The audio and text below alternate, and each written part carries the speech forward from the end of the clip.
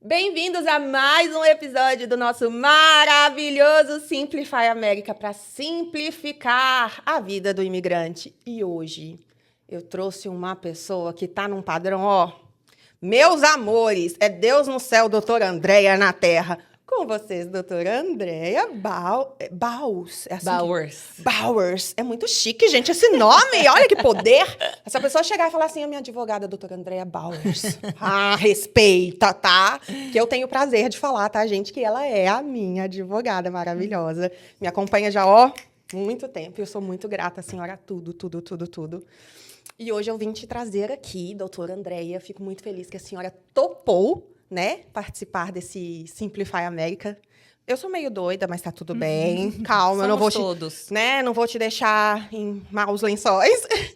Mas eu queria que você falasse um pouquinho sobre você, um pouquinho sobre a sua jornada nos Estados Unidos, há quanto tempo que você tá aqui, por que você veio parar nesse país louco? Porque eu falo, todo mundo que vem pra cá é doido. Tem um pouquinho de loucura. Muito obrigada pelo convite, é um prazer. E realmente estar num lugar com um tema que é simplificar a vida do imigrante é um privilégio poder participar, porque, na verdade, é simples. O que as pessoas não entendem é que não... O fato de ser simples não significa que é fácil. Exato. E por ser simples, muitas pessoas, às vezes, elas atropelam processos, elas acham que podem fazer as coisas sozinhas, porque é simples. E acabam cometendo um erro que esse simples acaba transformando o que era sonho num pesadelo. Então, parabéns pela sua iniciativa. Obrigada por confiar em mim, né, para falar sobre esse tema, que é a imigração. Eu vim para os Estados Unidos, meu aniversário de aterrissagem. Gostei dessa palavra. Meu anniversary, landing anniversary. Landing anniversary. Estamos, né? Adorei. Afinal, é na IES, então vamos praticar também. Exatamente. Então, meu landing anniversary é 13 de outubro de 15 de outubro de 2013. Tá quase fazendo aniversário. Tá quase fazendo aniversário. E a minha história é uma história de amor. Ai, adoramos história de amor aqui no Simplify. Meu pai trabalhava numa grande multinacional brasileira e a gente morou muito tempo fora do país. E o pai do meu esposo também. E a gente foi colega de high school, sophomore year. Não teve nada no high school. Era só colega de sala mesmo. Mas aí, 17 anos depois, a gente se encontrou pelo Facebook. Ai, que lindo! E eu vim passar 2 semanas, passei 2 meses. Deus. E o resto é história. Ai, tá aí. Estou aqui. Hoje já foi lá ver a graduation da filha, então significa que tá tudo lindo, Exato, né? Cheguei no Arizona, foi meu primeiro estado aqui. Logo que eu cheguei, que a gente decidiu, né? Que casou, que fez tudo certinho. Ou eu acho que foi certinho, na época não tinha nada de imigração, né? Comecei a fazer a faculdade de Direito no Arizona. Aí ele foi transferido para o Texas, parei a faculdade de Direito no Arizona, fui para o Texas, completei meu LLM lá, meu mestrado lá, fiz o bar do Arizona. E aí, foi muito difícil conseguir meu primeiro emprego aqui, muito difícil mesmo. Eu imaginei que por ter sido advogada no Brasil, já ter quase 10 anos de experiência no Brasil, falar, né, 3 idiomas, espanhol, português, inglês, com essa bagagem, ia ser muito simples, né, consegui emprego e simples foi. Só coloquei milhões de currículos, né, pra fiz rodar. 300 mil network, mas não foi fácil. E aí, quando eu consegui esse emprego, logo em seguida ele foi transferido para a Flórida. E aí, na Flórida, com o bar do Texas, você só pode atuar em legislação federal. E quando eu conversei com ele, eu falei assim, Brian, eu assim, não vim do Brasil para cá para ficar fazendo casamento à distância. A coisa de eu ficar no Texas, ele vir para cá, para mim era uma coisa que não fazia sentido. Mas eu tô assim, só um pouco cansada de recomeçar. Toda vez, né? Mas assim, não fazia sentido, e eu acho que é isso às vezes também que atrapalha a questão do imigrante, é você não entender que aqui você vai se renovar, você vai ter que começar uma nova história, né? E você tem que se despir um pouco do ego, você tem que se despir de onde, assim, você não pode esquecer de onde você veio, mas você não pode trazer toda essa bagagem com você, porque, vamos parar para pensar, não fazia sentido, né? Se eu escolhi vir né? Eu estava iniciando uma carreira, impedi o crescimento da carreira do meu Claro. esposo por conta de uma carreira que ainda estava iniciando ali, Sim. né? Então, acho que às vezes, quando as pessoas vêm, casais, eles não entendem que aqui é uma nova dinâmica, e com uma nova dinâmica você tem que ter um novo olhar. Sim, com certeza. Não é isso? E não foi uma questão de, eu abdiquei por causa dele. Não, é um projeto futuro, onde naquele momento o caminho dele era muito mais importante que ele galgasse esses passos do Sim. que eu continuasse nos meus primeiros passos, sabe? Sim, com certeza. E aí, quando a gente chegou aqui na Flórida, eu tirei um ano, né, para conhecer vizinhança, build a village, né? Tem uma expressão em inglês que eu gosto muito que fala que para criar filhos e ter uma família, it takes a village, né? Que é criar uma comunidade. E então eu falei assim, não, vou tirar um tempo e vou make our village. E aí eu tive o emprego mais difícil de toda a minha vida, que foi ser CEO do lar. Questão difícil. Gente, até hoje eu não aprendi. Não, tô no caminho. Senhor da misericórdia. E aí, depois de um ano, vamos dizer que eu fiz, né, build essa comunidade. Porque, assim, quando você vai para um lugar novo, que você não tem apoio de familiares, e a gente não tinha, não precisa ser os melhores amigos. Eu acho que às vezes também é isso que dificulta um pouco os brasileiros. Sim. Você não precisa que pessoas sejam suas melhores amigas para que elas possam ser parceiras, para que elas possam fazer parte da sua comunidade, para que elas possam te apoiar. Isso é importante. Né? E aqui nos Estados Unidos é muito importante, assim, isso. Se você está sozinha, assim, não precisa ser seu best friend, mas tem alguém que você confia que, se alguma coisa der errado, pode buscar seu filho na escola. Se você tem cachorro aqui, tem quem leve seus cachorro para passear. Se você ficar doente, para onde é que você vai, né? Então, você criar essa comunidade, ela é importante. Muito importante. Enfim, e foi esse, né, meu trabalho no primeiro ano. E depois de um ano já nisso, eu decidi que era momento de eu voltar a ingressar ao mercado de trabalho.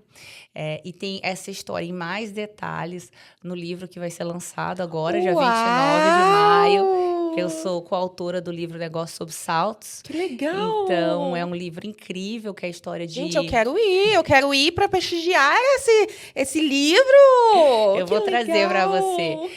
E é uma compilação de histórias de mulheres imigrantes que venceram aqui.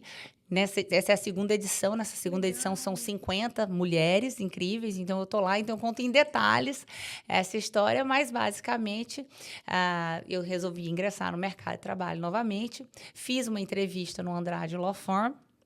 Fui contratada, depois de um ano lá, fui convidada a ser sócia. Que legal. Né? E tem sido uma caminhada incrível, porque no direito de imigração, eu descobri muito mais com a profissão. Eu me encontrei, assim, uma missão, um propósito mesmo. E é lindo de ver isso, porque foram muitos altos e baixos, muitas curvas, muitos tropeços, muitas stop sign para eu chegar aqui, mas Deus sabe de todas as coisas, então Ele estava me preparando para eu poder realmente servir essa comunidade, que é uma comunidade incrível, e poder trazer não só alegria e planejamento e sonhos, mas também restaurar a esperança, restaurar a dignidade. Aí assim, eu não tenho palavras, realmente. É inexplicável. Eu quase me emocionei, mas eu vou explicar. Quando encontrei a senhora para poder fazer o meu processo, eu estava passando por um momento terrível. Minha mãe tinha falecido de Covid. Eu estava num momento muito delicado em relação ao meu esposo e a mim. A gente tinha perdido um neném. E estava tudo muito difícil. E eu lembro que na nossa conversa, foi por videochamada, porque ainda estava tudo... Não podia se encontrar por conta de Covid. E eu lembro que a senhora falou, a gente vai conseguir, vai dar certo. Fica em paz. Você vai conseguir, eu vou conseguir, vai dar tudo bem. E me passou uma paz. E eu lembro que não só você, mas as meninas da sua equipe, sabe, entravam em contato constante. Aí teve uma época que eu fui para o hospital, que eu tive anemia severa. E as meninas me ligavam, perguntavam se eu estava bem, como que podia ajudar, perguntavam dos documentos. E, gente, assim, eu lembro que foi realmente uma preocupação. Não foi pelo ela tá pagando, gente. Não. Em nenhum momento da minha trajetória junto com a Andrade Lau, eu nunca ouvi falando, o pagamento é a prioridade. Não. Porque não é. Assim, porque nós temos muitos advogados brasileiros de imigração competentes aqui, Sim. né? Mas eu acho que é muito mais do que o conhecimento técnico. Porque o conhecimento técnico, você contratando um profissional qualificado, ele vai te entregar isso, Sim. né? E quando a gente fala de imigração, a gente está falando, assim, do futuro da pessoa. Exato. O que vai acontecer, Então, né? assim, o grau de ansiedade, o nível de preocupação é muito grande. E é claro que a gente, né, tem o volume de trabalho lá, então a gente não consegue ter um call center para estar lidando. Claro. Mas, assim, dentro do que a gente pode fazer, do que a gente se predispõe a fazer, a gente está ali não só para entregar solução jurídica, mas também para acolher. Porque tem um ser humano. Eu sou super prova viva de que eu passei e eu sei o tanto foi difícil. Eu lembro que foi bem recente da morte da minha mãe, até dentro do meu processo tem o atestado de óbito dela. E, nossa, foi pesado, mas tudo bem, graças a Deus estamos aqui, tá tudo certo. E vamos falar sobre polêmicas. Vou dar de João Kleber aqui. Para tudo! Doutora Andréia, a gente sabe que hoje em dia está complicado a situação do governo atual, está todo mundo com muito medo. E as pessoas estão cada dia mais procurando informações e informações coerentes, porque se a gente abre o Instagram, TikTok, a gente vai ver um monte de informação. E aí você vai comentar, aí fulano, mas eu ouvi outra coisa. Eu ouvi outra coisa.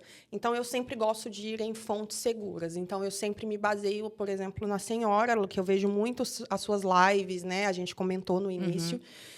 E o que o governo atual realmente está fazendo? Existe essa deportação em massa? Como que está sendo? A pessoa está batendo na porta e sendo deportada? O que está acontecendo? Essa foi a agenda da campanha do governo Trump e ele realmente está entregando, né? Sim. Então, temos duas frentes aí. A gente tem o fortalecimento da fronteira, então, cada dia mais você vê a solicitação dele para o governo para que mais indivíduos vão defender a fronteira. Recentemente, tem um pedido no Pentágono agora de deploy mais 20 mil soldados da Guarda Nacional para ir para a fronteira. Então, você tem esse fortalecimento, né, na fronteira. E internamente nos Estados Unidos, você está vendo, sim, campanhas fortes para deportação com casos, sim, de bater na porta, né? Então, só essa semana já recebi algumas ligações de agentes do ICE ou, na Flórida, polícias locais agindo como ICE, batendo na porta de pessoas. Em um caso, bateu na porta mesmo, e no outro caso, estava esperando próximo do carro da pessoa, e realmente essas pessoas são levadas para detenção. Geralmente tem algum tipo de histórico, né? Ou seja, essa é a regra. Só que quando você realmente faz uma campanha onde você quer deportar pessoas em massa e, se for verdade o que a mídia diz, existe uma cota, uma meta de deportações por dia, por mês, é claro que vão existir arbitrariedades e é claro que erros acontecem, né? Então, com isso, a gente vê casos de americano que foram detidos, de pessoa com green card sendo deportada, e a gente precisa se preparar para isso. Eu não acho que as pessoas devam viver em pânico, mas eu acho que as pessoas elas precisam entender o que está acontecendo, esperar o melhor e se preparar para o pior. Sim. E igual você falou que tem um histórico. Como assim? Seria uma carta de deportação? O que seria esse histórico? Porque eu acredito que seja uma dúvida. Pode ser carta de deportação. Pode ser um caso, por exemplo, que a pessoa teve uma deportação e não saiu. A pessoa assinou uma deportação voluntária e não saiu. A pessoa tem alguma complicação no Brasil, né? Por exemplo, tem um mandado de prisão no Brasil por algum motivo. A pessoa está fora de status aqui. Então, eu acho que esses são os casos e, obviamente, as pessoas que têm antecedentes criminais. O que eu gostaria de deixar muito claro é que a pessoa estando fora de status, ela está fora da lei. É basicamente isso que o governo Trump entende? É isso que ele entende. Se você está fora de status, você não está autorizado a estar aqui. Então, você cometeu um crime, vamos dizer assim? É A alegação deles. esse o discurso desse governo que eu acho muito perigoso, que é um discurso que está colocando todos os imigrantes numa categoria de criminoso, independente da atuação deles, Uhum. né? Então, é esse o cuidado que a gente precisa ter. Eu não acredito, e eu ainda não ouvi histórias, tá? De que o ICE foi bater na porta de alguém só porque estava fora de status. Importantíssimo saber disso. Eu acho que o perigo para as pessoas que estão fora de status são as outras infrações. Então, por exemplo, na Flórida, você está dirigindo num carro que está no seu nome e você não tem carteira de motorista. Então, a Uhum. polícia local vai te parar porque você está dirigindo sem habilitação e, ao verificar o seu status imigratório, você vai ficar no ICE Hold, né? Porque você está fora de status. Esse ICE Hold é o centro de detenção? O que é isso? O ICE Hold é uma determinação de que a autoridade local deve manter detido um indivíduo ou uma pessoa por 48 horas, além do momento que ela poderia ter sido liberada. Então, o que isso quer dizer? Por exemplo, você não, você também não. Outra pessoa. Alguém. Alguém, né, estava dirigindo sem carteira de motorista. É parado por conta dessa infração. Chegou lá, dormiu no mesmo dia, conseguiu pagar a fiança e nesse momento, em tese, ela poderia sair, ou ele poderia sair. Nesse momento, começa a contar o ICE Hold. Então, essa pessoa pode ficar até 48 horas. A polícia local pode manter ela no centro de detenção por 48 horas para esperar a ação do ICE. Em tese, se o ICE não chegar em 48 horas, a polícia local pode liberar essa pessoa, mas a gente não tem visto isso acontecer. O ICE está chegando com 48 horas. Quando o ICE chega com 48 horas, aí uma série de coisas podem acontecer. Se a pessoa, por exemplo, tem um asilo pendente, e eles entendem que a pessoa tem um asilo pendente, eles podem liberar essa pessoa, por exemplo, com a tornozeleira e já agendar a corte de deportação propriamente dito. Se ao verificar que foi um engano, libera a pessoa. Se verificar que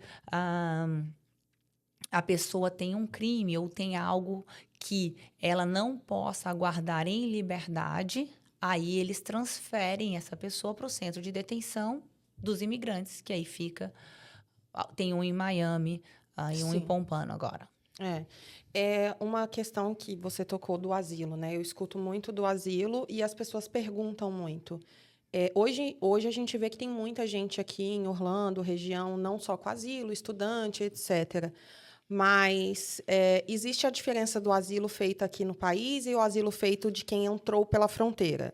Ou tudo é asilo? É tudo asilo, mas são mecanismos e processos diferentes. Então, quando você vem com um visto, né? E aí você resolve pedir o asilo, esse é chamado do asilo afirmativo, que você está proativamente solicitando a proteção do governo porque você sofreu perseguição ou tem medo futuro de perseguição no seu país de origem. Esse asilo afirmativo, ele é protocolado no USCIS, que é o mesmo lugar que você protocola casamento, Tudo. essas coisas, né? E aí, esse procedimento funciona da seguinte forma: você protocola o seu asilo e depois de um tempo você vai ser convidado a participar de uma entrevista. Nessa entrevista, eles vão determinar se o seu medo tem fundamento e se você protocolou esse asilo fora do prazo. Uhum. Se eles entenderem que seu medo tem fundamento e que seu asilo foi protocolado fora do prazo, ou se não foi protocolado fora do prazo, tinha um motivo muito forte para isso, esse seu processo vai continuar no USCIS e vai ser deliberado por lá. Uhum. Se nessa entrevista de medo eles entenderem que o seu medo não está muito bem fundamentado, ou se eles entenderem que não tinha justificativa para você protocolar o asilo fora do prazo, aí o seu processo de asilo vai ser direcionado para a corte. E esse que é o grande problema do asilo.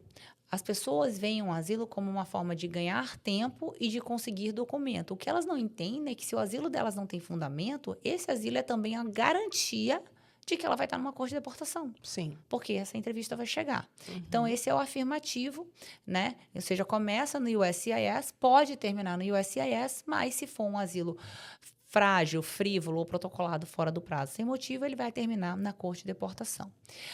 Quando você entra pela fronteira ou você inicia-se um processo de deportação contra você, você também pode pedir o asilo.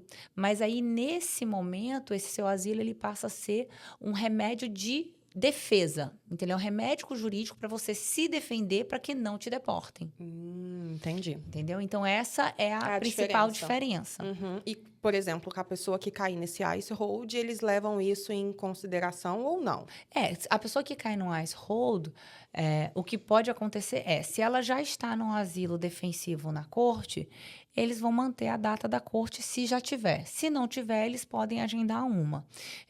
Se a pessoa tiver com asilo afirmativo no ICE, em tese, eles deveriam esperar que fosse agendada a entrevista de medo e liberar essa pessoa também.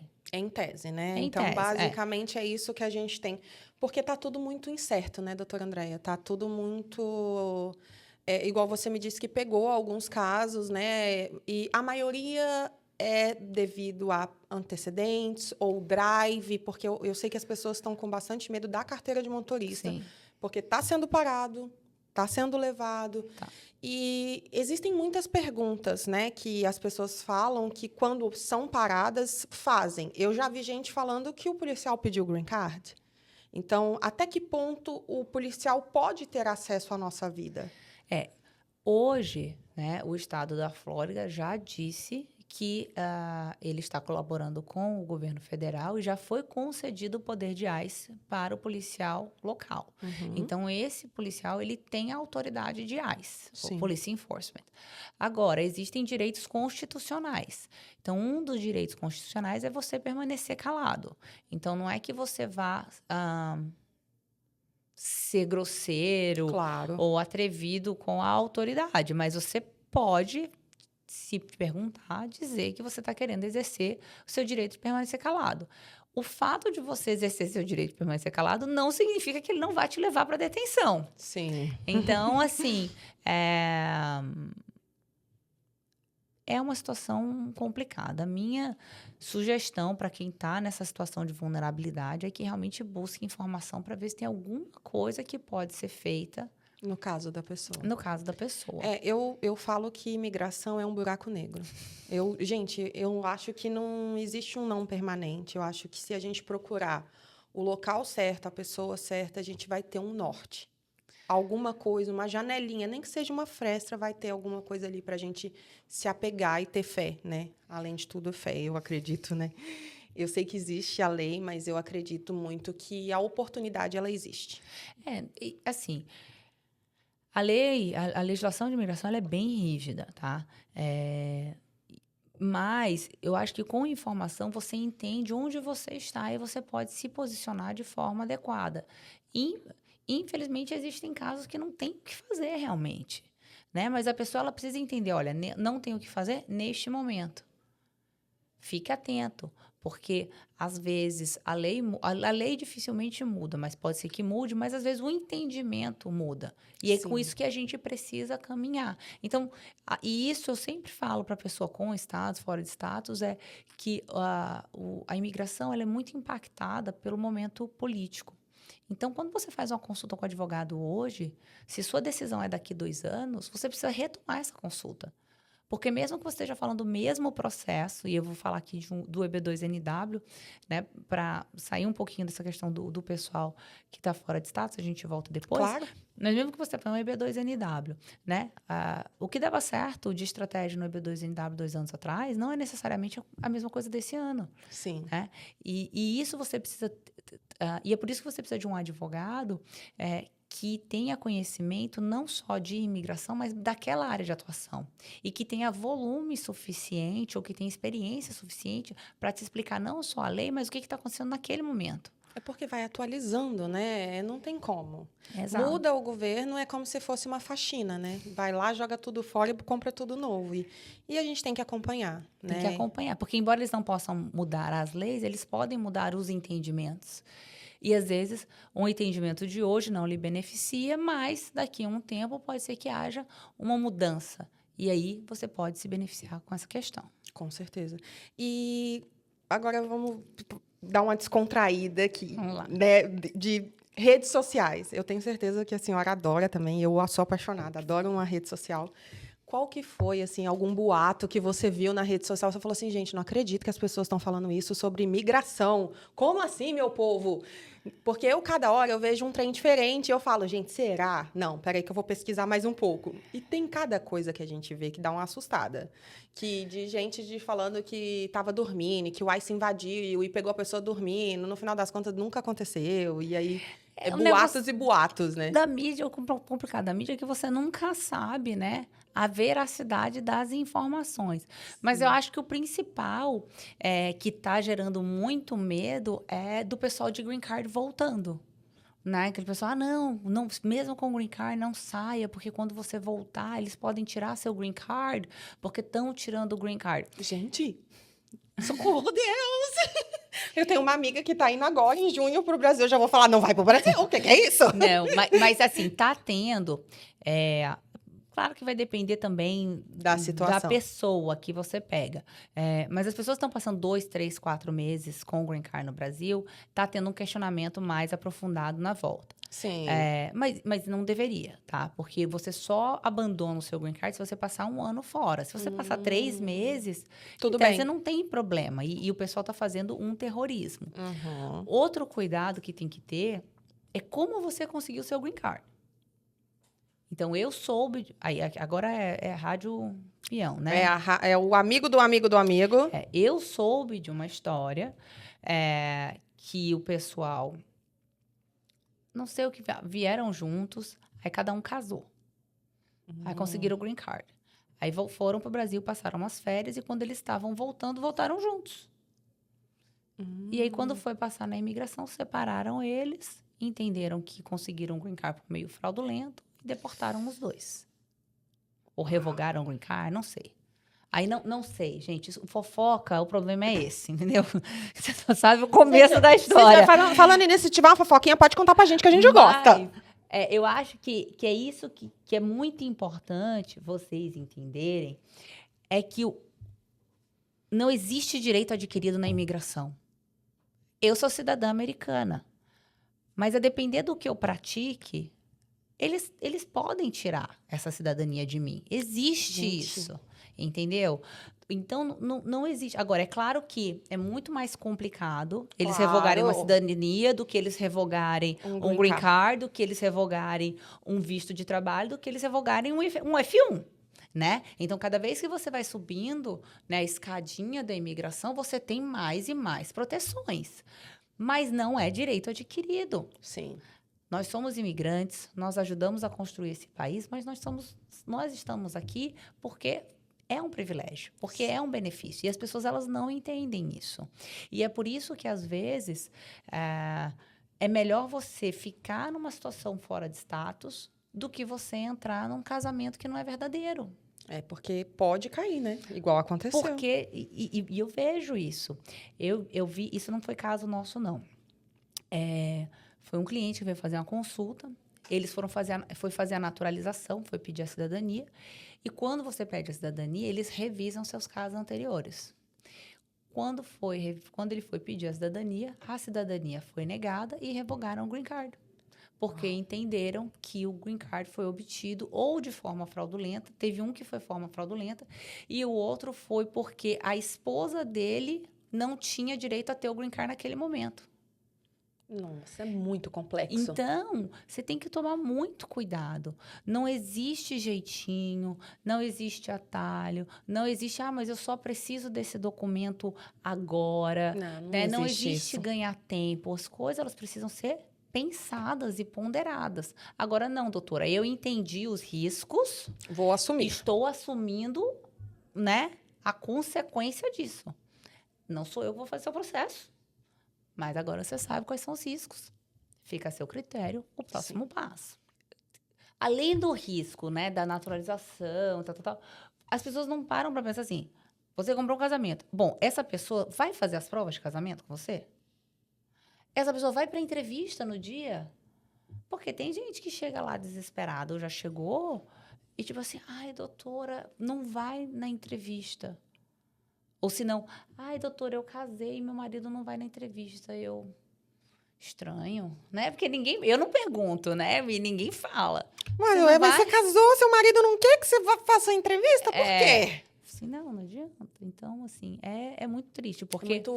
E acaba que acontece? Muitas vezes também no casamento comprado, o imigrante, ele passa a ser vítima de extorsão.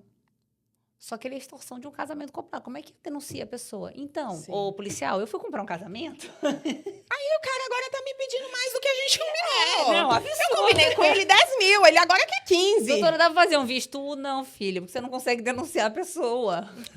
Não, e gente, é complicado. É uma folha de seda, né? É uma folha de seda. eu- Não tem como. Eu acho assim, tanta gente bonita e inteligente no mundo, vai arrumar um casamento de verdade. Isso é verdade.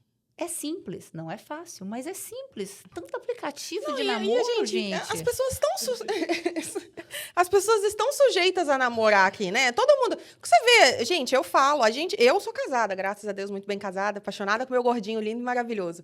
Mas, gente, eu falo, você passa ali na rua, ó, tem um monte querendo, olha pra você, dá uma piscadinha, não sei o quê. Eu lembro de uma despedida de solteiro que eu fui no Cowboys, que eu lembro, gente, um monte de homem pagando bebida pras meninas. Eu falei, que é isso?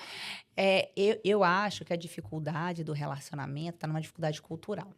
Tem um evento que é uma querida minha que organiza, que chama Love Coach. Ela começou a fazer esse evento Que agora. legal, não ouvi falar. Você vai ouvir falar ainda. E a ideia é justamente pegar pessoas solteiras, com princípios cristãos, com acima de 30 anos. Tem um age Alô, range. Guilherme, ó, vamos te colocar no Love Coach, Guigui! Então é bem bacana o evento e ela quer que seja presencial, porque ela não quer aplicativo. Então são eventos mesmo, e no evento tem palestra, explicando e tal. Resumo, nesse evento foi uma professora de inglês e ela faz cursos de inglês voltados para certos nichos de mercado. Ela é americana, casou com um brasileiro, fala português, então ela tem o curso de inglês para cabeleireiras, curso de Sim. inglês para fisioterapeutas, Que legal. curso de inglês para dating. E aí, Gente, tá tudo muito evoluído! na palestra, eu achei, assim, fantástico o comentário dela, porque ela falou o seguinte: brasileiro namora para se conhecer. E americano se conhece para namorar. Então, às vezes, os brasileiros e as brasileiras ficam assim, porque americano é devagar, eu não consigo me relacionar por causa disso. É porque eles não se relacionam com qualquer pessoa. Por isso que eles casam rápido, porque eles já conhecem a pessoa, talvez. Exatamente. Então, todo todo aquele sentido. processo que o pessoal acha lento, que no Carnaval da Bahia o rapaz já tá apertando a sua bunda. É porque é um processo diferente, uma cultura diferente.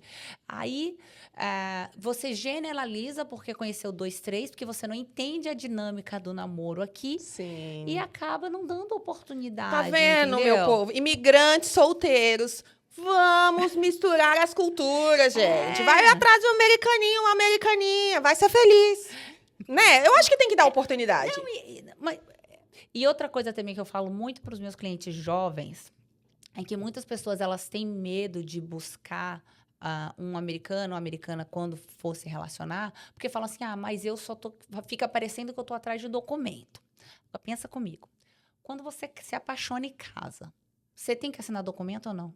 Sim. Você consegue estar casado sem o documento? Não. Então, você não namora com alguém porque senão ele vai pensar que você quer aquele documento? Agora, o que acontece quando você está aqui? Além do documento do casamento, para que o estrangeiro ou estrangeira tenha o privilégio de ter um esposo, um cônjuge, né? Latino, amoroso, carinhoso, passional, ele precisa assinar um outro documento também. E tá tudo bem. Faz parte ele vai ganhar o CPF. Tá achando o quê? Não, mas é certo, faz parte da burocracia, porque eu vejo muitos jovens, né? Sim. Chegando lá na escola, eu falo assim, poxa, infelizmente, no seu caso, o melhor caminho seria realmente o casamento, se for verdadeiro. Eu sempre falo, se for verdadeiro. Mas eu não gosto, que eu não sei o quê, que não. Assim, gente, mas como é que não gosta? Como é que se não se dá a oportunidade? Por que não entende a cultura? Se a gente vem para os Estados Unidos ou para qualquer lugar do mundo, você precisa trazer o que é melhor A gente tem que nosso fazer e a imersão. absorver o que é o melhor Exato. deles também, Eu entendeu? sempre bato nessa tecla. Gente, dá oportunidade pro seu vizinho, dá oportunidade lá no Walmart, conversa. Eu falo até com as paredes, se deixar, né? Nem parece. Mas eu adoro conversar e eu acho que isso fez eu desenvolver meu inglês. Claro. E eu conheço pessoas maravilhosas. Eu conheço francês, americano, indiano, tudo sem imaginar. Mas por quê? Porque eu gosto de conversar e as pessoas me dão oportunidade. E eu também, porque a gente tem que estar aberto. Exato. E basicamente é isso. Uma pessoa, para se relacionar, ela precisa estar aberta a conhecer uma cultura nova, né? E isso é muito legal. Então, gente, americaninhos, por favor, tem vários por aí, tá? E limpinhos, que tomam banho também, porque dizem que não toma, mas toma também. É americano que não toma banho ou é francês? Uai, Você tá mas- confundindo as culturas. Não, aí. mas falam que os americanos também não é muito fã de banho, não. Ah, mas também brasileiro toma 5 banhos por dia, né? Eles falam que a gente vai desbotar, né? Mas tá tudo certo. Ai, doutora Andréia, assim, hoje eu sei que casos e casos, né? Existem casos e casos. Mas existe hoje uma alternativa para alguém que está fora de status, para tentar voltar para um estudante, tentar aplicar algum outro tipo de visto? Existe isso? Existe. E lá no Andrade Law Firm, a gente é muito forte nesse processo que a gente chama de retroativo. Um processo, na verdade, o nome, vamos dizer, incorreto, é o ex-nunc. Ele é um processo que ele tem previsão na lei, ele é também consubstanciado no próprio manual do USCIS, né? Que é basicamente você pedir uma extensão ou uma mudança de status fora do prazo, mas ela é recebida como se tivesse sido protocolada de forma tempestiva.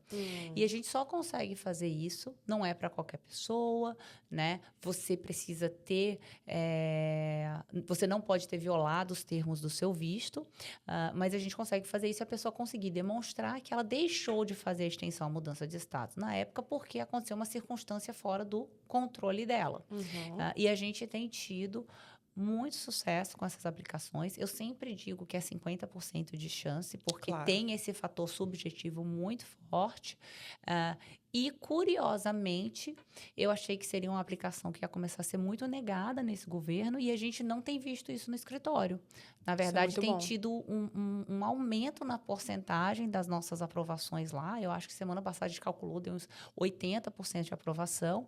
E, então, isso é uma opção viável. Claro que cada caso é um caso. Sim, com certeza. Além disso, você, para quem está fora de status, aí realmente começa casamento, né? Importante dizer que não importa se é americano nascido aqui ou americano naturalizado.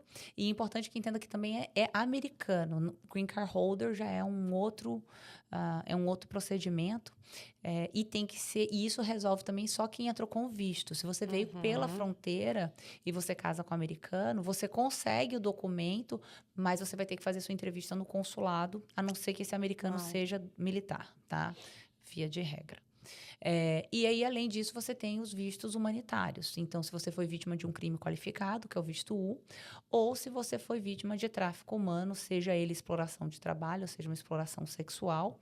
E essa questão da exploração da mão de obra, ela é bem ampla, né? Não precisa ser só a situação da pessoa que é acorrentada num caminhão e vindo pela fronteira, né? Então, a gente sempre gosta de investigar, né? Como é que você veio para cá, para os Estados Unidos? Foi um convite? Foi uma promessa de trabalho? Quando você chegou, né? o que aconteceu? A pessoa cumpriu essa promessa? Essa pessoa dificultou que você fizesse uma mudança de status?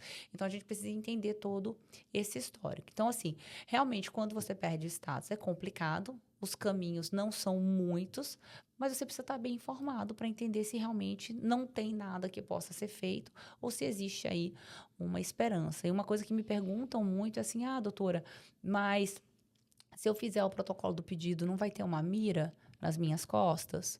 Eu acho isso relativo. Mas a questão é assim, no governo que a gente está hoje, a mira já está nas suas costas. Se você não nasceu aqui, você está com uma mira. Entendeu? É Porque um assim, alvo. você tem duas opções. Você pode ficar com medo e não fazer nada, e mesmo assim está sujeito a ser deportado, ou você pode tentar alguma coisa e conseguir um resultado positivo com Sim, isso. com certeza. Eu vou até voltar na questão da carteira de motorista, porque alguns dos estudantes da Ideal English School, eles falaram comigo e eu falei, gente, boa pergunta, vou levar essa pergunta para o podcast, porque eu tenho certeza que a doutora Andréia vai saber nos informar. Eu escutei muitos os alunos falando assim, não, eu entreguei minha drive. E ele viu que eu era imigrante, ele questionou, o que que eu faço? Tem que saber qual que é o questionamento, né? Sim, mas se questionaram, por exemplo, status imigratório. É estudante, se ele é estudante. O que que eu faria se eu fosse estudante, tá? Uhum. Principalmente para quem fez mudança de status para estudante. Eu andaria com o meu novo F1, com o meu, perdão, com o O I-20. Não o I-20.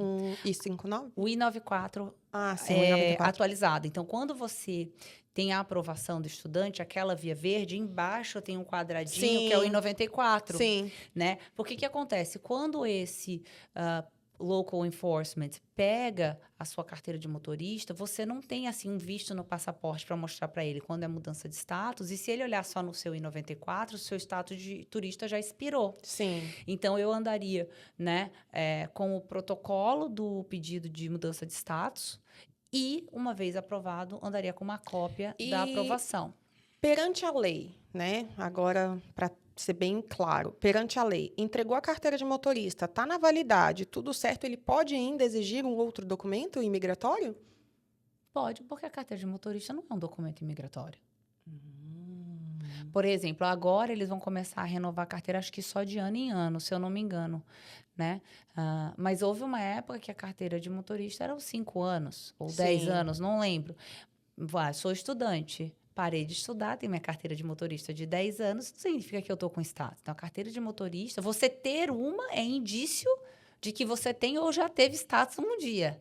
Mas né? não quer dizer Mas que não está que você válido. esteja ainda em status. Então, eu consigo ver uma lógica por trás disso. Então, pode acontecer. Pode acontecer, sim. Então, isso é um alerta, né? Porque as pessoas assim, eu tenho a carteira de motorista, eu estou bem.